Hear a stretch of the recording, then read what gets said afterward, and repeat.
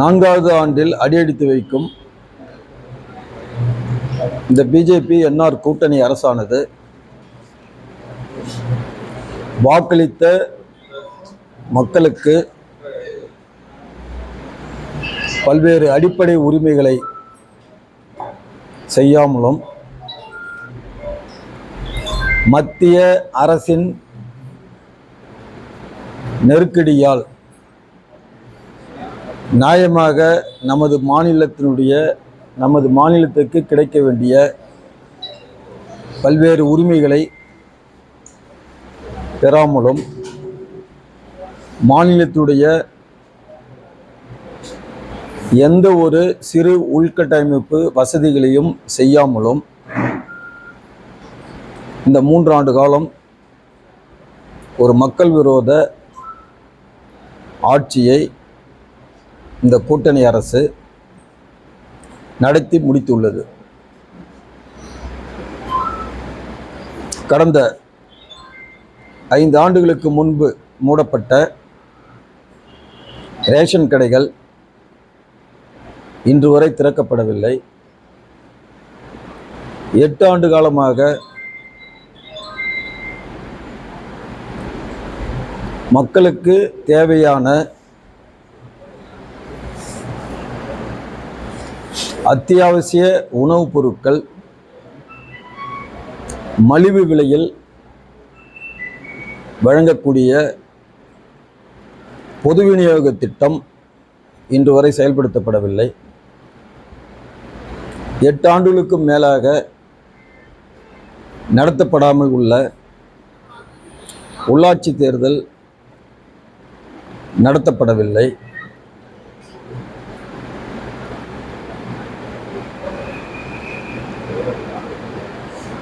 அனைத்து தனியார் மருத்துவக் கல்லூரிகளிலும் 50%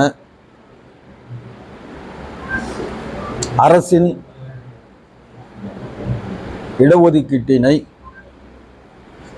இன்று வரை அரசு பெறவில்லை. ஏழை எளிய நடுத்தர மக்கள் பயன்பெறக்கூடிய தனியார் பள்ளிகளில் பயன்பெறக்கூடிய கல்வி உரிமை சட்டத்தை இந்த அரசு இதுவரை கொண்டு வரவில்லை. லாபத்துடன் இயங்கும் மின்துறையை தனியார் மயமாக்கப்படும் என்ற அரசின் முடிவை எதிர்த்து நீதிமன்றத்தில் நடைபெற்று வரும் வழக்கில் மின்துறை தனியார் மயமாக்கப்படாது என்ற உறுதிமொழியை அரசு இன்று வரை நீதிமன்றத்தில் தெரிவிக்கவில்லை. மின்கட்டண வசூலில் அனைத்து தரப்பு மக்களுக்கும் நெருக்கடியையும் வீணான மன உளைச்சலையும் வழங்கக்கூடிய ப்ரீபெய்டு சிஸ்டம் கொண்டு வரப்படும் என்ற அரசின் அறிவிப்பு மக்களுடைய பலதரப்பட்ட எதிர்ப்புகளுக்கு இடையிலேயும் அதுபோன்ற ஒரு திட்டத்தை நாங்கள் அமுல்படுத்த மாட்டோம் என அரசு திட்டவட்டமாக அறிவிக்கவில்லை. அரசின் சார்பில் பஞ்சாலைக் கழகம்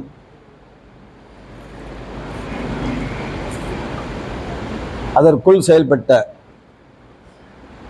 ஏஎப்டி, சுதேசி, பாரதி, ஜெயபிரகாஷ் நாராயணன் மில், ஸ்பின்கோ ஆகிய அரசின் கட்டுப்பாட்டில் இயங்கிய பஞ்சாலைகள் கடந்த 5 ஆண்டுகளுக்கு முன்பாக முழுமையாக இழுத்து மூடப்பட்டன. ஆனால் இந்த ஆட்சி அமைந்து அந்த பஞ்சாலைகளை இயக்க அரசு எந்தவிதமான நடவடிக்கையும் எடுக்கவில்லை. இதனால் பல்லாயிரக்கணக்கான தொழிலாளர்கள் பணியிழந்துள்ளனர். புதுச்சேரி மாநிலத்தில் புதிதாக இந்த 3 ஆண்டு காலத்தில் எந்த ஒரு தொழிற்சாலையும் கொண்டு வரப்படவில்லை. ஆட்சி அமைந்தவுடன் விவசாயிகளுடைய கடன் முழுமையாக தள்ளுபடி செய்யப்படும் என்ற ஒரு அறிவிப்பினை சட்டமன்றத்தில் அரசு அறிவித்தது. ஆனால் அதற்கான அரசாணை வெளியிடப்படாததால் இன்று வரை எந்த ஒரு விவசாயியும் புதிதாக கடன் பெற முடியாத ஒரு சூழ்நிலை உருவாக்கப்பட்டுள்ளது. சிறுபான்மை மக்களுடைய, முஸ்லிம் சமுதாய சிறுபான்மை மக்களுடைய சமுதாயத்திற்காக இந்திய அளவில் செயல்பட்டு வரும் வக்ஃப் போர்டு புதுச்சேரி மாநிலத்தில் 8 ஆண்டுகளாக அமைக்கப்படவில்லை. அதிலும் அரசு எந்தவித ஒரு நடவடிக்கையும் எடுக்கவில்லை. சிறுபான்மை மக்களுக்கு வழங்கக்கூடிய வருடாந்திர கடன் சொந்தமாக தொழில் புரிவதற்காக கடன் பெறும் திட்டம் கடந்த 4 ஆண்டுகளாக இழுத்து மூடப்பட்டுள்ளது. அதன் மூலமாகவும் எந்த ஒரு சிறுபான்மை இனத்தைச் சேர்ந்த படித்தவர்களும் பயன்பெறவில்லை. மிகவும் பிற்படுத்தப்பட்டவர்களுக்கு வழங்கப்படுகின்ற கடன் உதவி அதுவும் வழங்கப்படவில்லை. அட்டவணை இனத்தவருக்கு, படித்தவர்களுக்கு சுயதொழில் புரிய பாட்கோ மூலம் வழங்கப்படும் கடன் இந்த அரசு பொறுப்பேற்றிலிருந்து ஒருவருக்கு கூட இன்று வரை வழங்கவில்லை. அரசு சார்பு நிறுவனங்கள் பேப்ஸ்கோ, பேசிக்கு உள்ளிட்ட பல்வேறு நிறுவனங்கள் அது இருக்குதா இல்லையா என்று கூட தெரியவில்லை. அதில் பணிபுரிந்த பல்லாயிரக்கணக்கான ஊழியர்களுக்கு 60-70 மாதங்களாக சம்பளம் வழங்கப்படவில்லை. பொதுப்பணித்துறையில் பணி நீக்கம் செய்யப்பட்ட 5 ஆண்டுகளுக்கு முன்பு பணி நீக்கம் செய்யப்பட்டவர்களுக்கு மீண்டும் பணி வழங்கப்படும் என சட்டமன்றத்தில் அறிவிக்கப்பட்டது.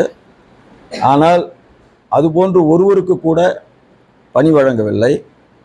பொதுப்பணித்துறையில் வவுச்சர் ஊழியர்களுக்கு 10,000 18,000 உயர்த்தப்பட்ட ஊதிய உயர்வு இன்று வரை அதற்கும் அரசாணை பெறப்படவில்லை. அதேபோன்று சுற்றுலாவை நம்பியுள்ள இந்த புதுச்சேரி மாநிலத்திற்கு சுற்றுலா சம்பந்தமான நிரந்தர சுற்றுலா மையங்கள் எந்த ஒரு இடத்திலும் இதுவரை அமைக்கப்படவில்லை. விமான நிலைய, அதாவது குறிப்பாக விமான நிலைய விரிவாக்கம் ஆட்சி அமைந்து மத்தியிலே இவங்க ஆட்சி தான், மாநிலத்திலே இவங்க ஆட்சி தான். ஆட்சி அமைந்து ஒரு 3 மாதத்துக்கு ஒரு தடவை விமான நிலையத்தை சாத்துவாங்க, அப்புறம் திறப்பாங்க. ஆனால் விமான நிலைய விரிவாக்கம் நடத்தப்படவில்லை. அதுக்கு எந்த விதமான இதுவும் இல்லை. குறிப்பாக ஸ்மார்ட் சிட்டி கடந்த 4 ஆண்டுகள், அதாவது கடந்த ஆண்டே முழுமையாக 1200 கோடிக்கும் திட்டப்பணிகள் முடிக்க வேண்டிய ஸ்மார்ட் சிட்டி திட்டம் இந்த அரசாங்கத்தினுடைய தவறான ஒரு கொள்கை முடிவினால் கிட்டத்தட்ட 30% பணிகள் கூட இன்று வரை முடிக்கப்படவில்லை. இந்த ஸ்மார்ட் சிட்டியில் பல திட்டங்களில் ஊழலும் முறைகேடும் போட்டி போட்டு கொண்டு நடக்குதே தவிர எந்த விதமான ஒரு ஆக்கப்பூர்வமான ஒரு உருப்படியான பணியும் இந்த ஸ்மார்ட் சிட்டி மூலிமா செய்யப்படவில்லை. குறிப்பாக இந்த சுற்றுலாவை மேம்படுத்துவதற்கு இந்த அரசிடம் எந்த ஒரு திட்டமும் இல்லை. புதுச்சேரி மாநிலத்தினுடைய உள்கட்டமைப்பு வசதிகள் இந்த மேம்படுத்தப்படுவதற்கு இந்த 3 ஆண்டு காலத்தில் இந்த அரசாங்கம் எதுவுமே செய்யலை. போக்குவரத்து நெரிசலில் சிக்கி தவிக்கக்கூடிய இந்த புதுச்சேரியுடைய நகரப்பகுதியை புதுச்சேரி மாநிலத்தை சேர்ந்த மக்களிடமிருந்து காப்பாற்றுவதற்கு எந்த ஒரு அடிப்படை வசதியில் கூட ஒரு சின்ன ஒரு மேம்பாலம் அமைக்கக்கூடிய எந்த ஒரு வசதியை கூட இந்த அரசாங்கம் இதுவரை செய்யலை. இந்த மாதிரி ஏறத்தாழ மக்களுக்கு தேவையான 100க்கும் மேற்பட்ட பல்வேறு இப்ப சிலிண்டர் மானியம்னு சொல்லிட்டு அறிவிச்சாங்க. அந்த திட்டங்கள் கூட முறையா செயல்படுத்தப்படவில்லை. இந்த 1000 ரூபாய் இந்த இந்த மகளிருக்கான உதவித்தொகை அந்த திட்டமும் முழுமை பெறவில்லை. இந்த மாதிரி ஒரு நூற்றுக்கணக்கான மக்களுக்கு தேவையான ஒரு ஜீவாதார ஒரு அடிப்படை திட்டங்களை கூட இந்த அரசு எதுலேயும் கவனம் செலுத்தலை. மாறா ஒரு சில திட்டங்களில் அந்த அரசாங்கத்தினுடைய நிதி உதவியில் ஒரு 1000 ரூபா வாங்கியிருந்தாங்கன்னா ஒரு 1500 ரூபா 500 ரூபா ஏற்றி கொடுத்துட்டா அது போதும் என நினைப்பது ஒரு இந்த அரசாங்கத்துக்கு அது ஒரு சரியான செயல்பாடு இல்லை. குறிப்பாக மக்களுடைய அனைத்து தரப்பு மக்களுடைய உரிமைகள், இந்த மாநிலத்துக்கு மாநில அந்தஸ்து, மத்திய நிதிக்குழுவில் புதுச்சேரி சேர்ப்பது, இதெல்லாம் இந்த மாநில உரிமைகள். மத்தியிலே இவங்க ஆட்சிக்குது, புதுச்சேரி மாநிலத்தில் இவங்களுடைய ஆட்சிக்குது. ஆனாலும் மாநில உரிமைகளை கூட கேட்டு பெறுவதற்கு ஒரு லாய்க்கற்ற ஒரு அரசாங்கமா இந்த அரசாங்கம் இருந்து கொண்டிருக்குது. இது 3 ஆண்டு நிறைவு பெற்றுச்சு. மக்கள் இந்த அரசு மீது, இந்த கட்சிகள் மீது மிகப்பெரிய ஒரு நம்பிக்கை வைத்து தான் வாக்களித்தாங்க. ஆனால் வாக்களித்த மக்களுக்கு இந்த அரசாங்கம் எதையுமே செய்யலை. சில விஷயங்கள் செஞ்சிருக்கிறாங்க. இருந்தாலும் இது போன்ற முக்கியமான விஷயங்களில் இந்த அரசு கவனம் செலுத்தணும். அதே போன்று புதுச்சேரி மாநிலத்தை பொறுத்தமட்ட பல விஷயங்கள்ல நீக்கம் நிறைந்து ஊழலும் முறைகேடும் போட்டி போட்டு கொண்டிருக்கின்றது. மாநிலம் முழுவதும் சட்டம் ஒழுங்கு சீர்குலைவு, கஞ்சா போதைப் பொருள் விற்பனை தடுக்கப்படவில்லை. இதெல்லாம் அரசாங்கம் எந்த விதமான ஒரு கவனத்தை செலுத்தலை. ஏதாவது ஒரு இன்சிடென்ட் நடந்ததுன்னா அப்போ அதுக்கு தகுந்த மாதிரி ஒரு மாதத்துக்கு விடமாட்டான், போக மாட்டான், வரமாட்டான் சொல்றதுல எந்த விதமான இதுவும் கிடையாது. ஒரு தொலைநோக்கு சிந்தனையுடன் ஒரு அரசாங்கத்தோட செயல்பாடு இருக்கணும். அப்படி பார்த்தீங்கன்னா இந்த இளைஞர்களுக்கு ஒரு வேலை வாய்ப்போ இல்லை பொறியியல் படிச்சுட்டு ஒரு ஆண்டுக்கு 10,000த்துக்கு மேற்பட்டவங்க வெளியில் வராங்க. அவங்களுக்கு பணி கொடுப்பதற்கு அவங்க அவங்களுடைய படிப்புக்கு தகுந்த மாதிரி பணி கொடுப்பதற்கு ஒரு ஐடி பார்க்கோ எந்த விதமான ஒரு தொலைநோக்கு சிந்தனையும் இல்லாத ஒரு அரசாங்கமா இந்த அரசாங்கம் இருக்குது. இது மாண்புமிகு முதலமைச்சருக்கு இதை நாங்கள் வேண்டுகோளாகவே தெரிவிக்கிறோம். இந்த மாதிரி பிரச்சனைகளை இது சம்பந்தமா கடிதமும் கொடுக்க இருக்கிறோம். இதை மாதிரி மாநிலத்து மக்களுடைய முக்கியமான பிரச்சனைகள், ஜீவாதாரமான பிரச்சனைகள், புதுச்சேரி மாநிலத்தினுடைய உள்கட்டமைப்பு அமைப்பு வசதிகள் பிரச்சனைகள், இளைஞர்களுக்கு வேலைவாய்ப்பு வழங்க வேண்டிய பிரச்சனைகள், சட்டம் ஒழுங்கு சீர்குலைவு பிரச்சனை,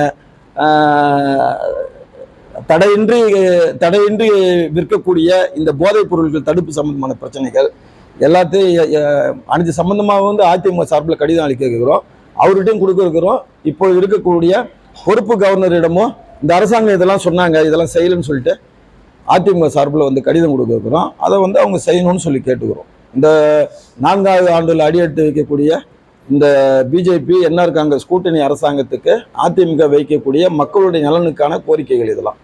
2வது, இப்போ இந்தியாவில் பல மாநிலத்தில் சுற்றுலா பயணிகளுடைய நெருக்கடியால அந்தந்த மாநில அரசாங்கங்கள் அங்க இருக்கக்கூடிய மக்களுடைய நலன் கருதி ஒரு குறிப்பிட்ட மக்கள் மட்டும் வந்தா போதும், நீங்க அதிகபட்சமா வரக்கூடாதுன்னு சொல்லிட்டு ஒரு இது கொடுக்குறாங்க, இ பாஸ் கொடுக்குறாங்க.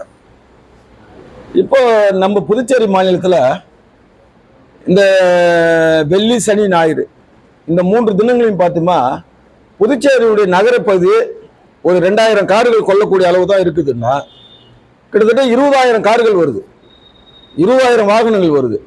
வரும்போது புதுச்சேரி மாநிலம் முழுவதும் தொடர்ந்து போக்குவரத்து நெரிசல். மக்கள் ஒரு கிலோமீட்டருக்குள்ள போறதுக்கே 1 மணி நேரத்துக்கு மேல ஆகுது. அந்த போக்குவரத்து நெரிசலை கட்டுப்படுத்துவதற்கு அரசாங்கத்துடன் எந்த ஒரு தொலைநோக்கு சிந்தனையுடன் எந்த திட்டமும் இது வரைக்கும் அமுல்படுத்தலை. அப்போ இது போன்ற ஒரு சூழ்நிலையில மக்கள் நெருக்கடியை இந்த அரசு கட்டுப்படுத்துவோம். சுற்றுலா மக்களுடைய நெருக்கடியை அரசு கட்டுப்படுத்துவோம். அதே போன்று சுற்றுலா என்கின்ற பெயரில் பல மாநிலத்தில் இருந்தும் பல குற்ற பின்னணிகள் உள்ளவர்கள் போதைப் பொருட்கள் கடத்துவது, கஞ்சா உள்ளிட்ட கஞ்சா, ஹான்ஸ், ஸ்டாம்ப் கஞ்சா உள்ளிட்ட உலக சர்வதேச தரம் வாய்ந்த போதைப் பொருட்களை கடத்தக்கூடிய கேந்திரமாக இந்த புதுச்சேரி மாநிலம் இருந்து கொண்டு இருக்குது. இதுக்கு முதல் காரணம் வெளி மாநிலத்திலிருந்து புதுச்சேரிக்கு வரக்கூடிய சுற்றுலா பயணிகளை குறிவைத்தும் பல மாநிலத்தில் இருக்கக்கூடிய குற்றப்பின்னணியில் உள்ளவர்களோடு தொடர்பு வைத்துக் கொண்டு இங்க இருக்கின்ற ஒரு சிலர் இந்த தொழிலை வந்து சர்வசாதாரணமா செஞ்சு வராங்க. அதை வந்து கட்டுப்படுத்தணும் அப்படின்னு சொல்லிட்டு அரசுக்கு அந்த நோக்கம் இருந்தால் அரசு வெளி மாநிலத்திலிருந்து வரக்கூடிய சுற்றுலா பயணிகள் யார் வராங்க, என்ன வராங்க, எதுக்கோசம் வராங்க என்பதற்கான அந்த இ-பாஸ் சிஸ்டத்தை இங்க கொண்டு வர வேண்டும் என்று அதிமுக சார்பில் கேட்டுக்கொள்கிறோம். இதனால வந்து பல பல தவறான செயல்கள் தொடர்ந்து நடத்தப்படுகின்றன. எவ்வளவு பிரச்சனை நடக்குது. இதையெல்லாம் வந்து இந்த அரசு வந்து வருமானம்னு சொன்னா வருமானம் இப்படிலாம் வரக்கூடாது. கஞ்சா கடத்தத்துலையும் போதை பொருத்தத்துலையும் வந்து இங்க வந்து விபச்சார செய்யத்திலையும் வருமானத்தை ஈட்டணும்னு அரசாங்கம் நினைக்கக்கூடாது. அரசாங்கம் என்பது ஒரு நேர்மையான நேர் வழியில வரி விதித்து மக்களுக்கு தேவையானதை செய்யக்கூடிய அரசாங்கமாக இருக்கணுமே தவிர தப்பான பாதையில வந்து வருமானம் வருது என்பதற்காக ஒரு சமுதாய ஒரு சீர்குலைவை கெடுக்கக்கூடிய நிலையில அரசாங்கத்துடைய செயல்பாடு இருக்கக்கூடாது. இதுல வந்து இந்த சுற்றுலா பயணிகள் விஷயத்துல வந்து இ-பாஸ் வழங்கும் நடைமுறையை அரசு கொண்டு வருவதற்கான அந்த சாத்தியக்கூறுகளை அவங்க கையாளணும்னு கேட்டுவோம். வெயில மற்ற நாள்லாம் நீங்க பாருங்க, சனி ஞாயிறுல அப்படியே உங்களுக்கு கூட ரூம் கிடைக்காது. நீங்க உங்க வீட்டுல இருந்து லாஸ்பேட்ல இருந்து இங்க சிட்டிக்குள்ள வரதுக்கு 2 மணி நேரம் ஆயிடும். அவுதா? அதுக்கு என்ன காரணம்? நம்ம சிட்டிக்குள்ள இருக்கிற ரோடு வந்து ஒரு இந்த 1000 காருக்கு போறதுக்கு மட்டும்தான் வந்து தாக்கு பிடிக்கணும்னா 10,000 கார் வந்தா எப்படி போவோம்? அப்ப நீங்க கண்டவங்களே வர வைக்கிறீங்க. அவன் எதுக்கு வரான், ஏன் வரான்? அவன் வந்து இந்த கஞ்சா வைக்கிறதுக்கும் பிசினஸ் பண்ணதுக்கும் கடத்தல் தொழிலுக்கு வரான். குற்ற பின்னணி அங்கங்க செஞ்சுட்டு இங்க வந்து ஜாலியா வந்து படுத்துன்னு கும்மால் அடிக்கிறதுக்கு வரான். அவன் ஏன் வரான்னு கூட உங்களுக்கு தெரியாது உங்களுக்கு. ஆமா, நிரந்தரமா வந்து இ-பாஸ் வழங்கணும்.